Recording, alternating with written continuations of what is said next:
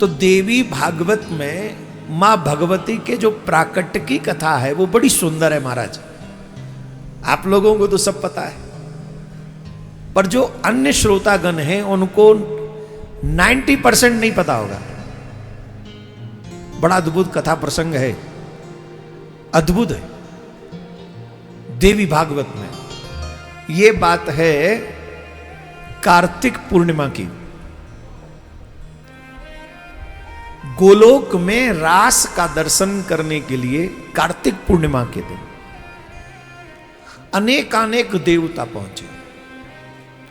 मां सरस्वती, ब्रह्मा जी, शंकर भगवान, नारद जी आदि आदि सभी देवता पहुंचे वहां कार्तिक पूर्णिमा पे।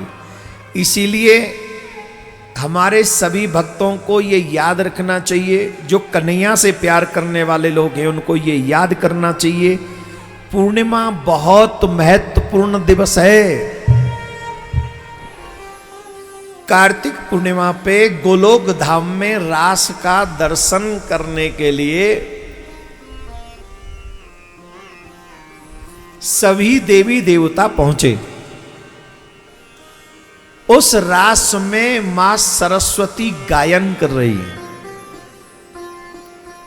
कल्पना करिए, जब कोई सुंदर गायन करता है, सुंदर गायन, बेसुरा गायन करे तो भगवान माले, सुंदर गायन करे तो लोग एक ही उपमा देते हैं। वो उपमा क्या होती है? ऐसा लगता है जैसे सरस्वती कंठ में विराजमान हो गई है। हाँ या ना? क्या कहते हैं? सरस्वती कंठ में विराजमान हो गई। लता जी थी ना, उनकी प्रशंसा बहुत होती थी। उन्होंने ऑलवेज बॉलीवुड के लिए गाया, जिसकी जो कला है, पर कंठ तो अच्छा था।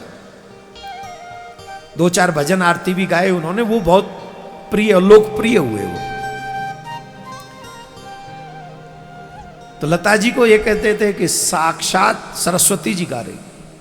अब सरस्वती जी ऐसा तो नहीं गाएंगी, बॉलीवुड के लिए तो नहीं गाएंगी सरस्वती ना। अब सोचो, अच्छा गायन करने वाले को इतनी बड़ी उपमा मिलती है, तो जब सरस्वती जी गायन कर रही होंगी तब क्या हाल हुआ होगा? बड़ा सुंदर। सब प्रसन्न हो गए, इतने प्रसन्न कि राधा रानी ने अपने गले का हार उतार के मां सरस्वती जी को दे दिया।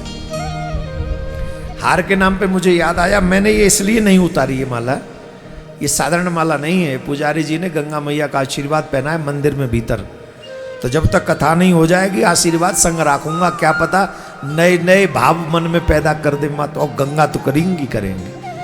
गंगा के तट का आश्रय लेने वाला व्यक्ति ज्ञानवान होता है, ये याद रखो। जो माँ गंगा का आश्रय ले लेता है वो ज्ञानवान होता है। जल का आश्रय ले ले, वो ज्ञानवान होता है। जो माँ यमुना के तट का आश्रय ले ले और यमुना के जल का आश्रय ले ले, वो प्रेमवान भक्तिवान होता है।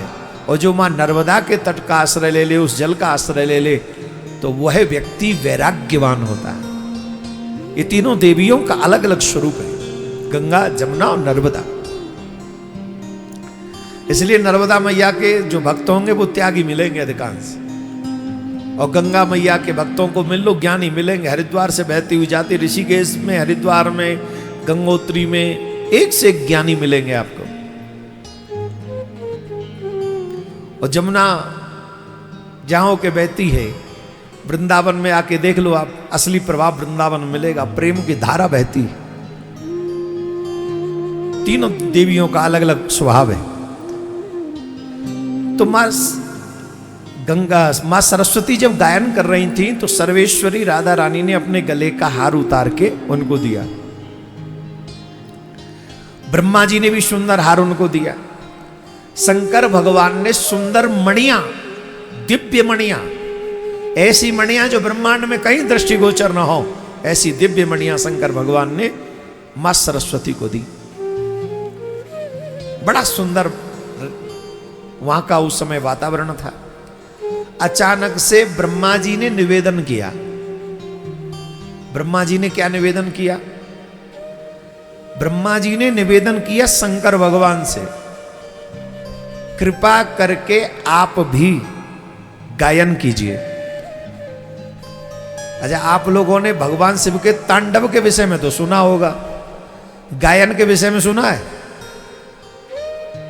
वो समाधि में बैठते हैं, बहुत अखंड समाधि है उनकी, अद्भुत समाधि, उन जैसा कोई समाधिष्ट नहीं, उन जैसा कोई त्यागी नहीं, उन जैसा कोई नृत्यकार नहीं। जब तांडव करते हैं तो ब्रह्मांड में हाहाकार मच जाता है। पर गायन के विषय में आपने सुना? रास में वो भी गाते। पहली बार सुन रहे हैं ना शंकर भगवान गाते? हर कथा में जाया करो, कुछ न कुछ नया मिलेगा। ये ऐसे होता है ना कि जैसे कोई सभा चल रही है और कोई दिव्य विभूति हो तो हम उनसे सुनना चाहते हैं, उनसे कुछ। तो कई बार हम लोग भी कई बार जाते हैं तो कहते हैं महाराज चाहे 2 मिनट बोलो, आप कुछ बोलो। अरे भाई सभा कुछ और है, हमसे आप बोलो ना, कुछ तो विचार मिलेंगे। ऐसे ही ब्रह्मा जी ने निवेदन किया शंकर भगवान से, कृपा करिए, अब तो विश्वास कर लो, 2 ही हैं महाराज जी, 2 ही हैं। ये साक्षात देवभूमि है, सच्ची में आप विश्वास मानिए। कोई माने न माने, देवता भी यहां उपस्थित हैं कथा सुनने के लिए, देवता भी। वो हमारी पहचान से परे हैं, वो शायद हमारी दृष्टि, ये संसारिक नेत्र उनको देख नहीं सकते। अद्भुत है। तो शंकर भगवान से निवेदन किया ब्रह्मा जी ने कि आप थोड़ा गायन कीजिए, आप भी सेवा कीजिए। तब शंकर भगवान ने गायन प्रारंभ किया। जिस समय शंकर भगवान ने गायन प्रारंभ किया, उस स्थान की स्थिति बड़ी विचित्र हो गई। कितनी विचित्र हो गई आप कल्पना कीजिए। उस समय युगल सरकार राधा कृष्ण द्रवीभूत हो गए, अपने शरीर से वो जल स्वरूप में बह गए। कैसे बह गए? अब वो अपने स्वरूप में नहीं रहे, दोनों ही नहीं रहे अपने स्वरूप में, और दोनों ही पिघल गए। द्रवीभूत, वो द्रव बन के बह गए। अब तो सब वो जो नदी वहां पर प्रकट हुई उस समय 1,00,000 योजन चौड़ी। कितनी? 1,00,000 योजन चौड़ी और 1 करोड़ योजन लंबी गोलोक में वो नदी का प्रभाव है।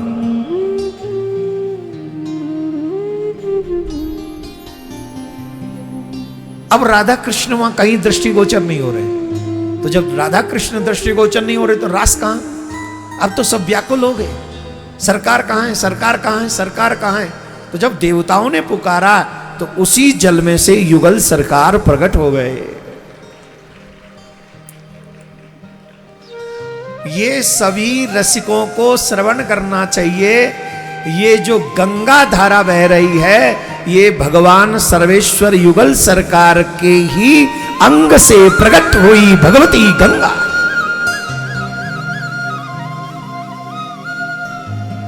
ये युग साक्षात युगल सरकार ही हैं जो संसार का कल्याण करने के लिए बह रहे हैं। दोनों एक स्वरूप में आ गए, गंगा के रूप में, दोनों एक स्वरूप में। अब प्रश्न ये उठता है, वही गंगा है जो भगवान के शिव विग्रह से स्वयं राधा कृष्ण ही वो गंगा बन गए दोनों। अब प्रश्न ये उठता है कि मां भगवती पृथ्वी पर आई कैसे? अब एक कथा तो हम सब ने सुनी हुई, भागीरथ वाली। सगर वाली, सगर के 60,000 पुत्रों वाली, वो हम बाद में सुनाएंगे।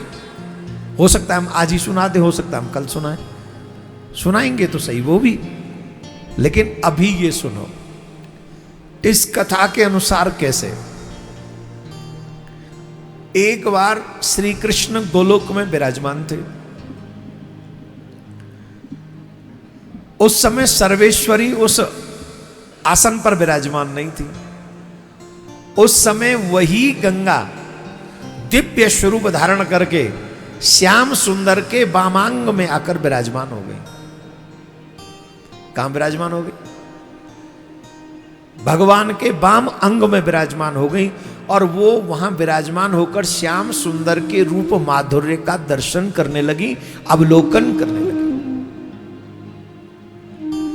उनके रूप का, उनके लावण्य का जब वो अवलोकन कर रही हैं, उसी समय सर्वेश्वरी श्री राधा रानी का पदार्पण हुआ। और सर्वेश्वरी राधा रानी को लगा कि वाम भाग तो मेरे लिए सुनिश्चित है, यहां और कौन बैठी है।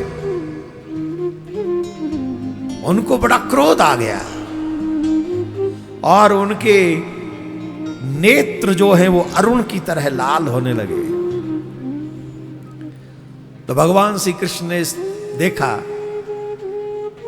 गोलोक में विराजमान गोलोक की स्वामिनी सर्वेश्वरी राधा पधारी हैं, तो उठ के उनका स्वागत करने लगे।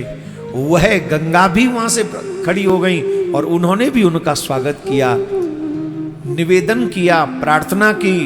सर्वेश्वरी राधा रानी वाम भाग में बैठ गई, पर उनके नेत्र का जो वो क्रोध का दर्शन था, अरुण नयन, वो शांत नहीं हुआ था। तो गंगा जी जो हैं वो फिर जल रूप में ही चली गई। वो दिव्य रूप से छोड़कर फिर जल में ही हो गई। पर मां गंगा के इस कार्य के बाद भी किशोरी जी का क्रोध शांत नहीं हुआ। तब उन्होंने कहा कि तूने वो अधिकार छीना है जो मेरा था, मैं तुझसे कहती हूं तुझे पृथ्वी पे जाना पड़ेगा। और मां भगवती ने सहज ही स्वीकार कर लिया, यहां भी आपकी सेवा कर रहे हैं, वहां भी आप ही की सेवा करें। श्याम सुंदर से कहा ये थी कौन जो मेरे बिना आपकी बगल में बैठ गई? श्याम सुंदर मुस्कुराए, आपने पहचाना नहीं? बोले नहीं। बोले हमारे और आपके स्वरूप से जो प्रकट हुई है गंगा, ये वही गंगा थी जो यहां बैठ गई। हम और आप ही तो। तब किशोरी जी को लगा रही हमने तो बड़ा अनुचित कह दिया, इसको नीचे जा, पृथ्वी पे जाना पड़ेगा। बोले नहीं नहीं, यही तो लीला है, यही तो लीला है। इसी लीला के माध्यम से इसी के लिए तो इसका प्राकट्य हुआ और इसी के लिए इसको पृथ्वी पे जाना है, क्योंकि हम और आप सबको सहज उपलब्ध नहीं है, पर गंगा सबके लिए सहज उपलब्ध हो जाएगी, इसका सबका कल्याण कर सकेगी। इसके लिए ये लीला यहां पर हुई है। बोलो राधे राधे। ब्रह्मा जी से कहा तब तक ये गंगा आपके कमंडल में विराजमान रहेंगी, फिर आने का वो क्रम प्रारंभ हो जाता है। इस कथा को हम और किसी दिन कहेंगे, फिर भागीरथ वाली कथा को। पर ये भगवती गंगा का जो प्राकट्य देवी भागवत में है, इसको हमने इसलिए आपको सुनाया जिससे आपकी ये निष्ठा और मजबूत हो। आप ये न समझे कि गंगा सिर्फ जल है, आप ये समझिए प्रिया प्रीतम ही हमारे कल्याण के लिए इस धराधाम पर आए हैं, हमारे उद्धार के लिए। इसलिए गंगा को कहा जाता है गंगे त्व दर्शनार्थ मुक्ति। क्या कहा जाता है? हे मां गंगा, आपके दर्शन मात्र से मुक्ति है। जैसे युगल सरकार के दर्शन मात्र से मुक्ति है, वैसे ही मां भगवती के दर्शन से ही मुक्ति है।